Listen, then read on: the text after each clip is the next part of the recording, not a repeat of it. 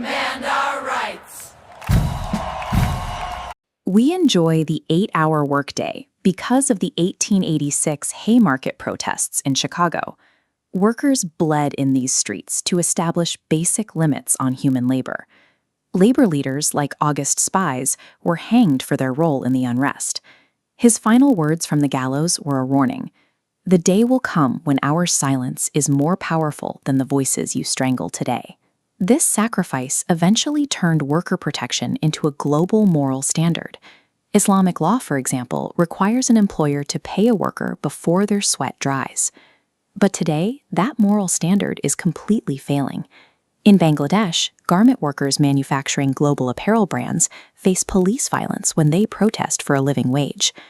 This erosion of rights extends to the gig economy, where delivery drivers navigate wet streets for hours with zero hourly pay protections. The system of exploitation survived by evolving into a mathematical formula. Make no mistake, working-class poverty is a calculated outcome. This chart represents the biological floor for labor. An adult performing 8 to 10 hours of physical work requires 2,800 kilocalories of energy every day to remain physically capable. Converting that caloric requirement into the cheapest available food, while adding the cost of slum housing and healthcare for a family of 5 in Bangladesh, results in a monthly survival cost of 40,500 taka. The legal minimum wage for these workers is 12,500 taka. This gap creates a mathematically guaranteed starvation deficit. Millions of people spend their lives at these sewing machines, manufacturing the global supply of clothing while living within that deficit. Meanwhile, the Bangladesh garment industry generates nearly $47 billion in annual export revenue. Owners benefit from state tax breaks and enjoy profit margins as high as 43%. This concentration of wealth relies on the legal enforcement of the workers' starvation. This formula is moving from the factory floor into the digital cloud.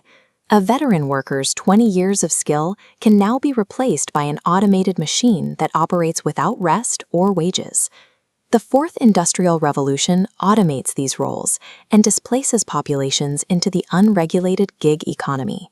In this space, algorithmic management removes the 8-hour limit. Workers must remain available 24/7 without social security or a guaranteed minimum wage. This app-driven model uses an invisible code as a taskmaster, calculating platform fees and delivery times without regard for human health. Corporate profit models and artificial intelligence are simultaneously eroding the inherent value of human labor. The poet Rabindranath Tagore observed that those who suffer the most indignity are the lampstand holding the light up for everyone else. Today, that lampstand is being dismantled for the sake of optimization. Stabilizing the working class requires 3 specific legal updates: a national minimum wage based on survival math, mandatory digital literacy training, and laws that require automation profits to be shared with workers. Without these changes, the working class faces economic obsolescence. May Day remains an active struggle for human survival against corporate and technological dominance. The fight that began in 1886 continues today.